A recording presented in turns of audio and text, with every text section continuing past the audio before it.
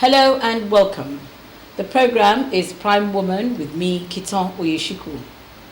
My guest today is a trained nurse and midwife tutor. She worked severally in various hospitals and at some point decided that she was going to establish a maternal and infant health care service. My guest was elected chairperson of the Abeokuta local government between 1988 and 1989. At that time, Abeokuta local government consisted of what is today Abeokuta South and Abeokuta North. My guest has been involved in politics since 1977 and twice contested for the government house in Ogun State.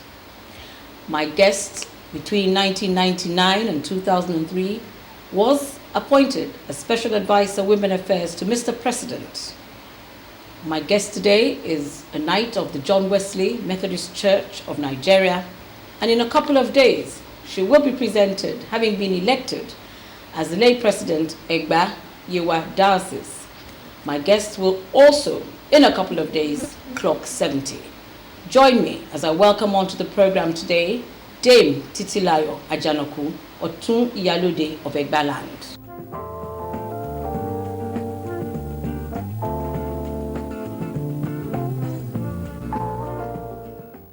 Dame Ajanoku, it's a pleasure to have you on today. Thank you very much. Nursing career. I know that you are British trained. Yes. And you obviously worked at several hospitals. Which hospital do you remember with a lot of nostalgia, if you like? It was my community service nursing care in Croydon, because it's a domiciliary midwifery affair where you go to patients' homes and deliver them of their children. You look after them during pregnancy and at childbirth. And of course, on my return, I really cherish my work at Wesley Gale Hospital, which is now the Ife University Teaching Hospital Complex, Wesley Branch. And of course, as a midwife tutor, I really cherish my students that pass through me. That's always the delight of a teacher. Yes. When was it that you then decided that you wanted to establish the maternal and infant healthcare service, after you'd been working? As a midwife tutor in a referral hospital at Elisha, we took care of the environment, went beyond Elisha. But because of housewives' tales and the belief of many people, of course it's partially true that pregnancy is not a disease, who will not allow their wards or their daughter-in-law to come to the hospital. They tell you this place is where your Yale, the one before you, delivered all her babies. Why do you want to waste my child's money? And because of the high maternal and infant mortality rate, it touches my heart, especially as it affects younger women. Somebody kept at home for 3 days in labor. By the time she came, we can barely save her life. That of the child is gone. But worse still, because of the complications, they usually come out as a living vegetable with vesico-vaginal fistula. Then I said, look, what these people need is education, public health. And then I decided, together with some of my colleagues, that look, let's have a mobile healthcare delivery service that we can take around and encourage them and enlighten them. And I derived more joy doing that. Than working. Than when you were in... I was working, even though I was working still, but I wasn't being paid. But I felt so satisfied. And that's Yes. important for someone who is a nurse. You always feel satisfied either when you see your patient has become better. Yes. And that was why when I came back through politics to Abeokuta, I decided to use part of my house then as an infant and maternal mortality, and Maternal and child health center. Okay. Where a lot of people were saved around that area. Let's quickly look at your, is it involvement or what word would I use? How did you get into politics? Because 77 to now is quite some years. And if we take that out of 70, it means you started as a youth. If my mathematics that's correct. Is right. So how did you get involved in politics, really? Before I returned from Britain, I never knew, I just heard of late Obafemi Awolowo. I didn't know the man. May his soul rest in peace. Amen. But with the program I was involved in, this mobile healthcare delivery service, I just became curious and I said to people, if it's true that this man is what they said he is, then let's go and introduce our program to him and see how we react.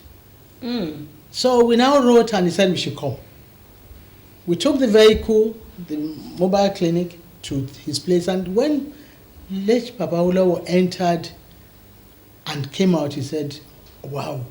He said, this is the first time that some youths will come to him, not to ask for money or beg for money, but with this program. And that if he had an idea about this program, when he was premier of the Western region, this thing will be all over the place. That one touches my heart. You feel very proud. I felt proud. So then it was his comments during that visit that said, I'll advise you people to come into politics, because with these ideas of yours, if you are not in the corridors of power, it will die. There's no way you can explain to somebody what you have in mind, because they don't have the same kind of passion. And I can understand that better now. Because we do a lot of researches in the universities, but outside is not visible. You were elected as the chairman of the Abeokuta Local Government Council, and of course that comprised of what we now have as South and North. Yes. What were the challenges that you faced at that time?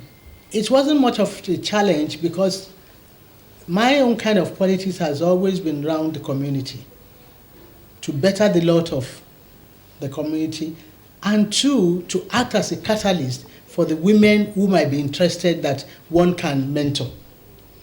So when I was elected as the first woman, after contesting with 9 men, I thought, yes, this is the time to really practice what I had in mind. Of course, it wasn't a bed of roses. One will be deceiving oneself if you think it is. But I like the cooperation of the staff then.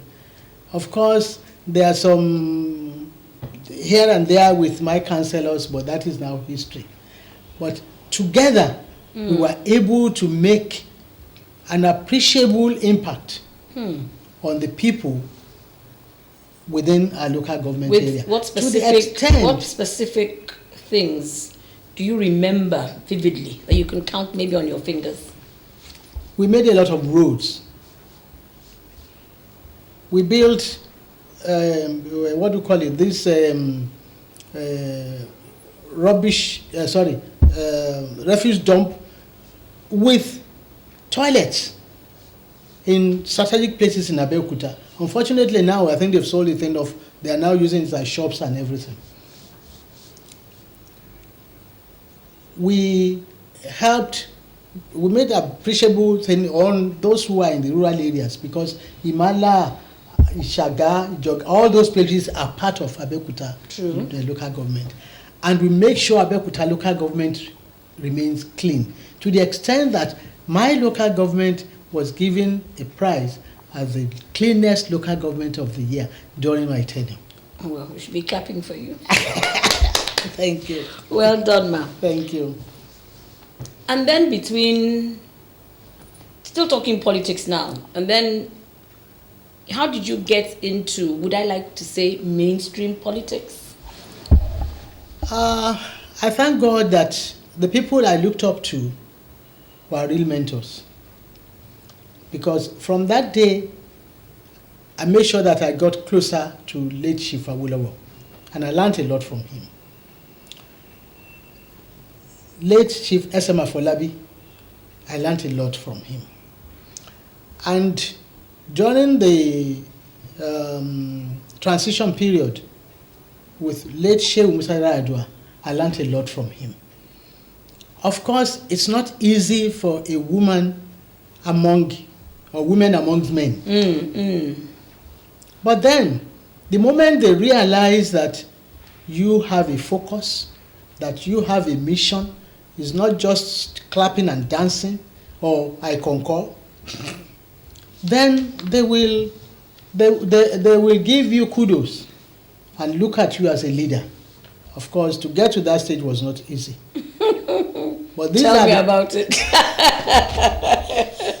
If I start telling that story, we'll be here till tomorrow. But I thank God that among them I was able to stand with my head high. And walk tall. Yes.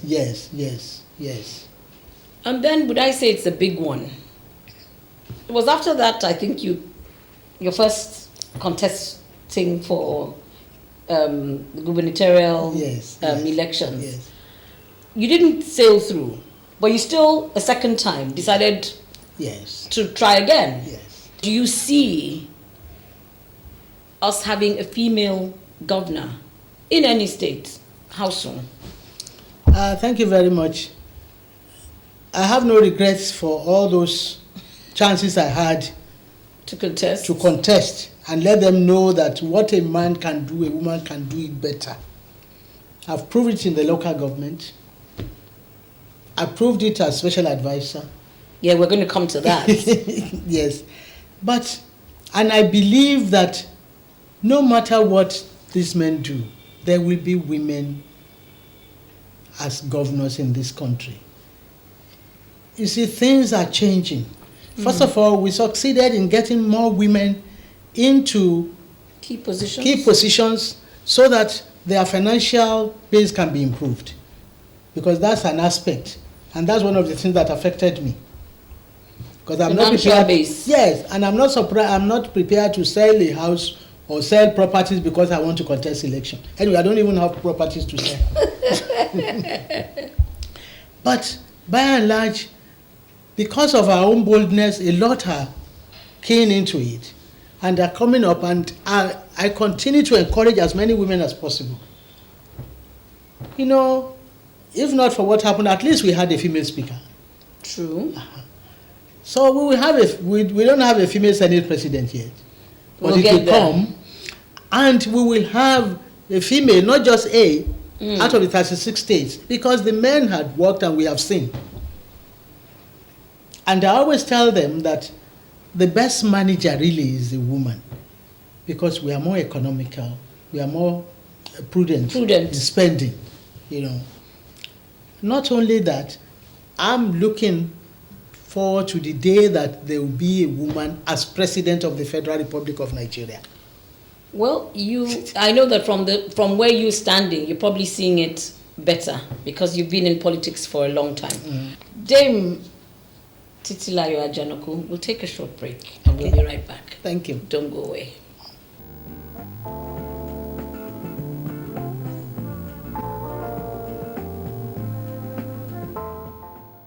The program is still Prime Woman, and if you're just watching, I have as guest today Dame Titilayo Ajanoku. Dame Ajanoku, you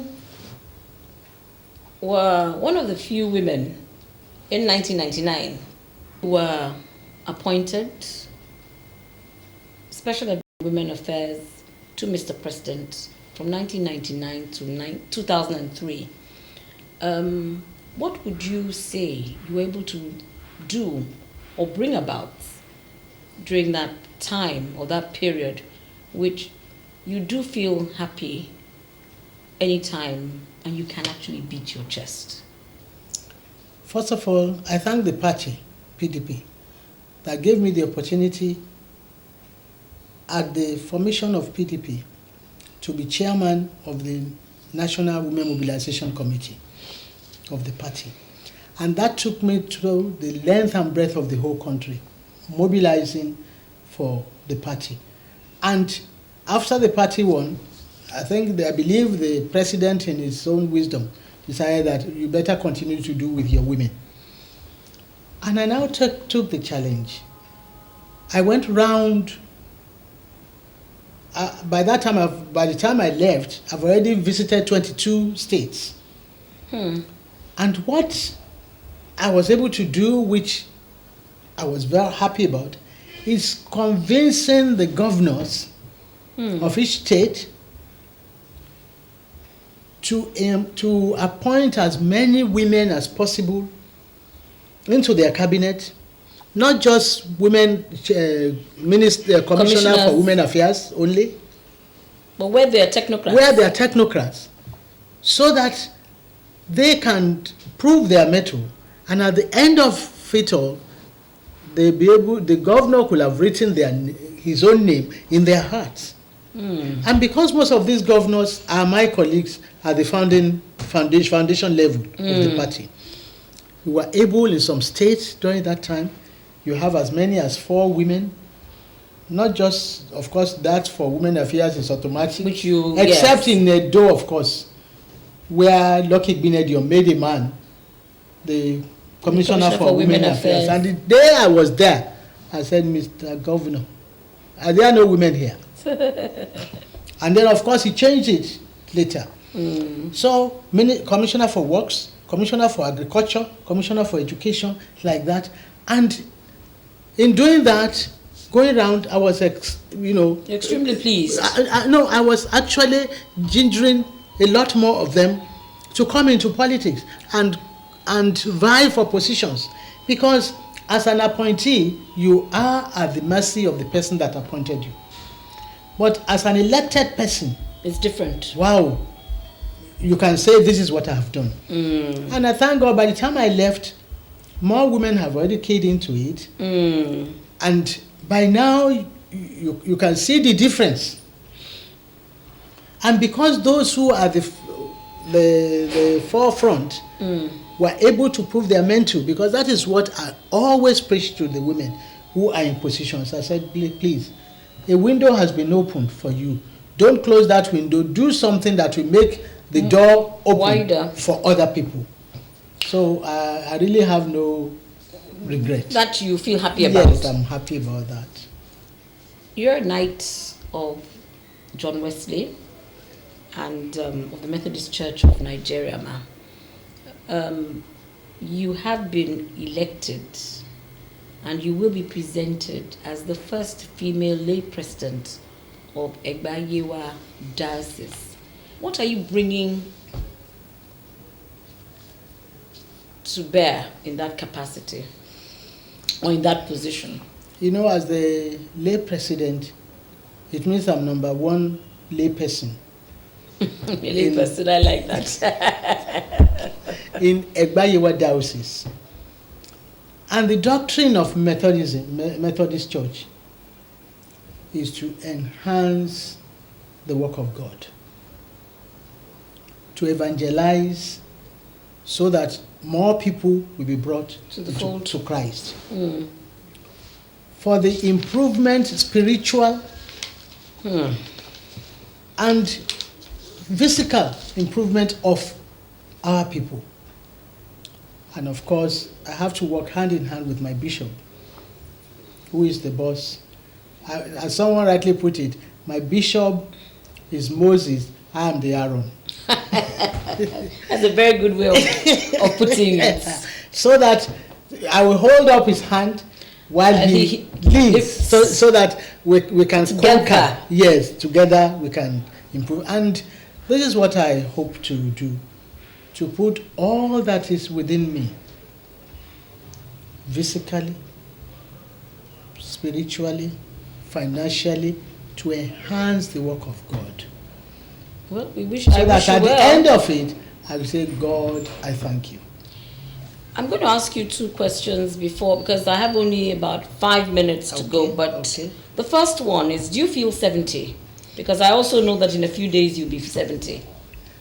Do you feel 70 or do you have aches and pains? Keto, honestly, when I tell people I'm 70, I say, can you imagine? No, honestly, you know that a woman is as old as she feels. And that is why I said I'm celebrating 70 years of God's faithfulness. I don't feel 70. I don't even know how they feel at 70. Well, when you clock it, you tell us. But I thank God for His mercies, for His blessings, for His upliftment, and for His grace that makes things possible for me.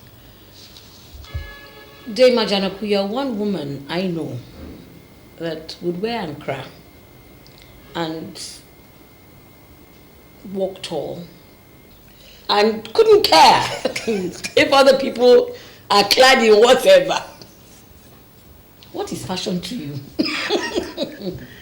You see, fashion is part of looking good, but you have to be good from inside. When you are at peace, when you care little about the things of the world,